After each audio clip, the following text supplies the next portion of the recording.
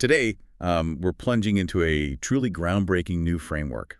It aims to bridge ancient philosophical dilemmas with, well, cutting-edge science. It really does. Our sources for this deep dive focus on a proposed system called Decoherent Hylomorphism, developed by Mr. Shahryar Ghiasi. It's a really ambitious metaphysical system, quite unlike anything you've likely encountered before. What's truly remarkable here, I think, is how it seeks to unify seemingly disparate fields. You've got the strange world of quantum physics, Right. the emerging science of information theory, and even, the timeless wisdom of ancient Aristotelian philosophy. It's a very modern attempt to answer some very old, very persistent questions. So our mission for you today is to explore exactly how this Decoherent Hylomorphism Framework, or DHF, let's call it that. DHF. Yeah, DHF proposes to tackle fundamental problems like the classic mind-body split, the nature of free will, and even how anything can truly persist through time. Get ready, because this is it might fundamentally shift how you see reality. It's definitely mind-bending stuff. We're starting with what the sources describe as both a crisis and opportunity in contemporary metaphysics. For you, the listener, what are some of those deep, enduring questions that traditional philosophy has really struggled with for centuries? Well, metaphysics, at its core, is the foundational inquiry into the nature of reality. And for a long time, it's wrestled with dilemmas like, how do our minds relate to our physical bodies? The classic problem. Exactly. And our abstract ideas like justice or even redness, are they real in the same way a physical chair is real? And perhaps most profoundly, if the universe is governed by physical laws, how can we possibly have genuine free will? Traditional philosophical approaches, they often ended up with explanatory gaps, leaving metaphysics feeling sort of disconnected from the rapid advancements in empirical science. That's a concern you see widely discussed in academic philosophy today. Right. But the DHF paper suggests that the 21st century offers a unique new opportunity to resolve these. How does the rise of information science play into this? That's really the critical insight here. We're living through, well, a profound paradigm shift where computing and information are becoming foundational sciences. Our understanding of causality, how complex systems emerge, it's all changing. Okay. As researchers like Decoherent pointed out some time ago, information is increasingly viewed not just as something we use, but as maybe a fundamental aspect of reality itself. Wow. And this convergence offers metaphysics this unique chance to re-engage with scientific discoveries. And that's precisely where the Decoherent Hylomorphism Framework steps in, aiming to capitalize on this informational age. Exactly. Okay, so this ambitious framework is built on three key theoretical pillars. Let's start with the first one, quantum information as the ontic primitive. What does that even mean for you, the listener? Think of it this way. If reality were a giant Lego set, right? Hmm. The DHF isn't saying the bricks themselves are matter or energy. Okay. Instead, it posits that the instructions or the blueprints for those bricks, the quantum information, are the most fundamental things that exist. Reality is fundamentally composed of quantum information, encoded in things like wave functions. And this aligns with modern interpretations of quantum mechanics, like relational quantum mechanics, which emphasize information and relations rather than just particles. So instead of tiny solid particles, it's tiny bits of information that are the ultimate building blocks of everything. That's a big shift. And how does that radically new perspective help us bridge that old philosophical divide between abstract ideas and concrete objects? Exactly. The DHF suggests that universals, like the concept of redness itself, aren't some abstract ideal existing in a separate realm. They're seen as environmentally selected, robust quantum patterns. And concrete particulars, like this specific red apple you might be holding, are simply localized snapshots of these patterns, actualized through a continuous process of interaction. It kind of blurs the line because the abstract pattern and the concrete instance are fundamentally made of the same informational stuff. Okay, that's clear. Now, this next point truly shifts our perception of everyday objects. If quantum information is the fundamental stuff, how do we get the stable, definite objects we see all around us? That brings us to the second pillar. Decoherence? Decoherence, yes, this is the central mechanism. Imagine a blurry photograph slowly coming into sharp focus as more light hits it. Okay. Decoherence is a continuous dynamic process where a quantum system interacts with its environment. This rapidly suppresses its inherent fuzziness, its quantum superposition and entanglement. Weird quantum stuff. The weird quantum stuff, exactly. This interaction effectively measures the system, forcing it into a definite classical-like pointer state that is stable and robust against further environmental interaction. It's what makes a quantum system appear classical to us. So my coffee cup isn't just there as a static object. It's constantly becoming a coffee cup through these interactions with air molecules and light, stabilizing its form. That's a radically different way to see the everyday world. Precisely. It explains the emergence of discrete entities with definite properties from what's fundamentally an indeterminate quantum field. Objects aren't static substances, but stable, self-maintaining informational patterns sustained by ongoing decoherence. It gives a profound scientific grounding to how even seemingly temporary objects persist. Okay, wow. And finally, the third pillar, processual hylomorphism. This sounds like a mouthful, but it's a brilliant revision of Aristotle's ancient ideas, right? Yes, it absolutely breathes new life into Aristotle's hylomorphism, which originally said that physical things are a compound of matter, or hyl, and form, Or more. more. Form and matter. The DHF updates this whole concept for a quantum reality. Let's break this down for our listeners. In this new framework, what do hyl, morphe, and the crucial addition of process really mean? Okay. So in the DHF, hyl is reconceived. It's not inert passive matter, but it's the quantum informational field at the Planck scale, which is the smallest possible measurable unit of space and time. It's essentially the ultimate fundamental level where everything is just pure potential, a realm of indeterminate quantum superpositions. Or potentiality. Yeah. Then morphe are the environmentally stabilized patterns that emerge from this field. They are dynamic, physically instantiated informational configurations maintained through continuous decoherence. Okay. And the crucial addition process is the constant energy and information exchange between that emergent form and its environment. This is absolutely necessary to maintain the form against decay, against entropy. So my persistent identity, or the persistence of this coffee cup, isn't about some static substance enduring through time, but a continuous act of maintenance, a constant becoming. That's right. An entity persists when its internal coherence and information integration, which the DHF conceptualizes as integrated information, or IC, are actively maintained against environmental dissipation, against just falling apart. This treats forms as dynamic, physically instantiated patterns. It gives us a really robust way to understand properties and abstract entities, not as separate things, but as emergent qualities of these ongoing processes. Okay, so just to tie these three pillars together for you, the listener. DHF fundamentally redefines reality not as inert matter, but as dynamic information patterns constantly maintained through interaction and process. That's a huge shift from classical philosophy. It really is. Now, let's see how this framework proposes to resolve some of those core metaphysical problems you mentioned earlier. First up, the infamous mind-body problem.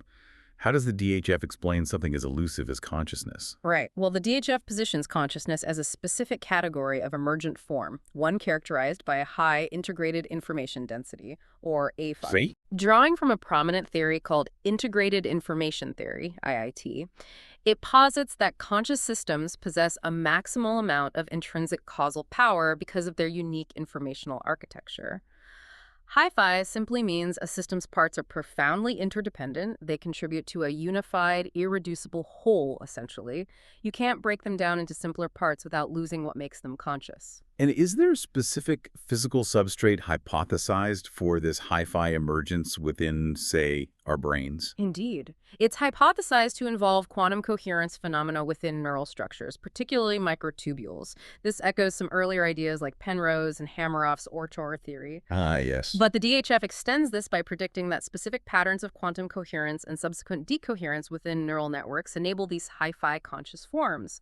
This approach, it cleverly navigates both traditional dualism, where mind and body are totally separate, Right. and also reductionist physicalism, which basically says consciousness is just brain activity and nothing more. This raises an important question then. What about free will? That's always seemed like such an intractable dilemma. How can we have genuine choice in the universe that might seem physically determined? Doesn't biasing probabilities still imply a subtle form of influence that might reduce true freedom? That's a really crucial point, and the DHF offers a very nuanced form of what you might call libertarian compatibilism. It's trying to have both. Okay. So at the lowest level, The quantum informational field provides inherent non-algorithmic decision points. This is just due to the probabilistic nature of quantum mechanics, introducing genuine ontological indeterminacy, meaning things aren't strictly predetermined at the base level. Okay, so there's randomness or unpredictability built in. Exactly, potential. Then, higher-level hi-fi systems, like conscious agents, exert what's called downward causation. They bias the probabilities of microphysical events like neural firings in a way that's consistent with the agent's goals and intentions. Now, this isn't some external force controlling things, it's the system itself, the conscious agent, shaping its own future probabilities. So it's not predetermined, but a kind of shaping of possibilities from within the system. Precisely. Intentional agency emerges from the nonlinear dynamics of these self-organizing systems. Decisions are emergent properties of these context-sensitive, self-organizing processes within the hi-fi system. This allows for genuine alternative possibilities that are then actualized through the agent's irreducible causal influence on the quantum realm. And that's the basis for moral responsibility. That's how it grounds moral responsibility, Right. yeah. In the agent's unique causal power, its ability to shape those outcomes. Finally, let's talk about time itself. McTaggart's paradox is this famous philosophical puzzle that questions whether the past, present, and future can truly be real, given how they constantly change relative to each other. The DHF offers a very fresh perspective on this really intractable dilemma. How does it tackle the nature of past, present, and future, and how objects persist through them? Right, McTaggart. Well, the DHF derives temporal becoming the flow of time directly from irreversible decoherence. Decoherence again. It's central. So the past consists of decohered states.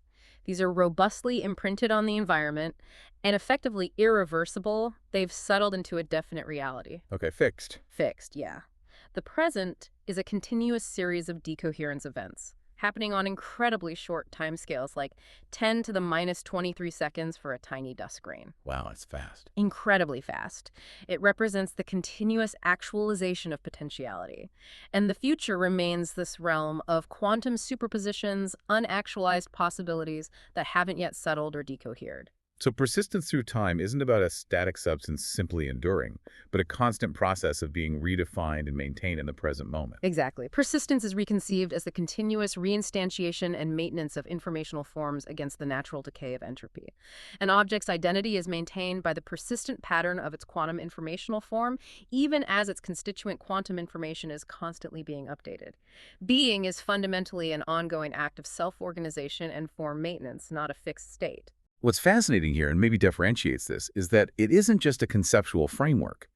The DHF claims to transform metaphysics into a discipline with concrete experimental dimensions.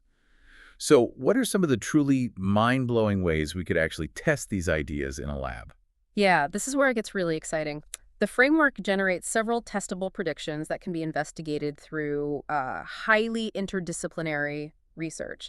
For example, in quantum cognition, you could design attentional tasks performed in environments with extreme electromagnetic shielding, basically, creating a super quiet quantum space for the brain. Shielding out the noise. Exactly, shielding out the environmental measurements. The DHF predicts that in such conditions, neural systems experiencing reduced environmental decoherence would show significantly more varied and less predictable decision-making patterns for novel stimuli. This variance, they predict, would be much higher than what you'd expect from a purely classical pre-programmed system, maybe over 300% more variance, Wow. which would provide compelling evidence for non-algorithmic, genuinely free choice. So our choices might actually become more truly free, or at least more variable, when the external world isn't measuring our brains as much. That's incredible. What else? Another really interesting area is neural decoherence imaging.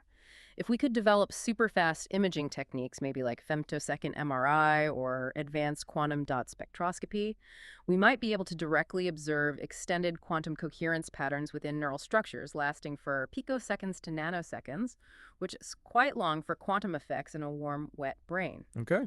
The DHF predicts that these patterns would show a strong statistical correlation. They mention a kappa value around 0.9, which is very high with reported conscious states.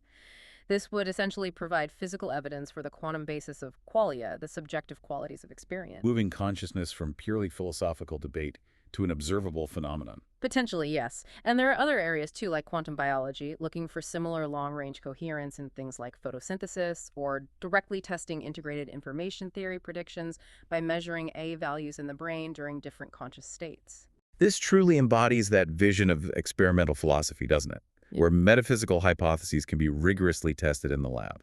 It certainly aims for that. So what does this all mean for the future? The DHF isn't just an explanatory framework, it seems, but also a generative one, suggesting profound implications for future technology and even art. Yes, it really opens up entirely new avenues. Consider consciousness-integrated AI systems. If we really understand consciousness as a hi-fi phenomenon, maybe we could design quantum processors and neuromorphic architectures specifically engineered to achieve those critical phi thresholds and complex informational integration patterns. AI with actual integrated information. Potentially. This might allow us to address AI alignment problems by fostering shared coherence states and perhaps emergent ethical reasoning within AI based on optimizing coherence rather than just following pre-programmed rules. Imagine an AI that understands values because it shares a similar informational architecture to conscious beings. That's a truly profound leap for AI, moving beyond simply following rules to genuinely understanding ethical implications. That's Yeah. What about medical applications or other frontiers? absolutely. The insights into neural decoherence could lead to novel medical applications in what you might call neurometaphysical interfaces. For instance, modulating neural coherence durations might offer new therapies for depression by enhancing integrated information processing, Boosting the integration. or conversely, reducing pathological coherence for chronic pain management. Optimizing phi through targeted neural stimulation could even lead to significant cognitive enhancement. And beyond science, the framework inspires entirely new creative practices in metaphysical art and digital expression. You could have art installations dynamically displaying decoherence processes, visualizing the emergence of classical forms from quantum superpositions. Wow, seeing reality form. Yeah. Or interactive digital art, allowing participants to experience quantum entanglement as metaphors for connection, offering an intuitive grasp of emergent consciousness. It truly aligns with that idea you sometimes hear of a new renaissance, where science and humanities, arts and engineering can reach a new synthesis. This whole framework seems to demand a fundamental shift in how we approach philosophy itself, moving it from the armchair to the lab bench, almost. It does. The DHF really champions a shift towards computational metaphysics. This means testing metaphysical models not just through traditional thought experiments, but via quantum computation and classical simulations, building actual computational models of ontic processes to explore their implications for existence, identity, causality. Running simulations of reality. In a sense, yes. Exploring possible worlds computationally, giving philosophy a powerful new empirical tool. And how does that affect the study of subjective experience, or even how philosophy is taught to the next generation? Well, digital phenomenology could be augmented through virtual and augmented reality environments designed to manipulate quantum-like phenomena, allowing for controlled first-person experiments into subjective experience. Experiencing these concepts directly. Potentially. And metaphysical concepts themselves can be formalized using the rigorous tools of information theory for a more precise quantitative analysis. This paradigm shift, if it takes hold, requires a significant restructuring of metaphysics education. You'd need to incorporate quantum information theory, decoherence mechanisms, the mathematics of IIT, alongside practical computational modeling labs. It prepares the next generation of metaphysicians to engage directly with the scientific frontier. So what does this all mean for you, the listener? This deep dive into decoherent hylomorphism by Mr. Ghiasi really pushes the boundaries of how we think about reality, consciousness, and even our own choices. It's a bold, unified, and scientifically informed metaphysics for the 21st century. It offers, I think, compelling potential resolutions to problems that have vexed philosophers for centuries by grounding them in quantum information and the dynamic process of decoherence. It provides a robust foundation for a metaphysics that is not only intellectually stimulating, but also, crucially, empirically testable and technologically actionable. From potentially designing AI with emergent ethical reasoning to new treatments for depression, or even transforming how we approach philosophical questions through computation, the implications are vast and truly exciting. And this raises an important final question for you, the listener. If reality is fundamentally a continuous process of information being stabilized and restabilized through interaction, does that redefine what it means for anything or anyone to truly be? Is existence less about static things and more about continuous acts of becoming and maintaining?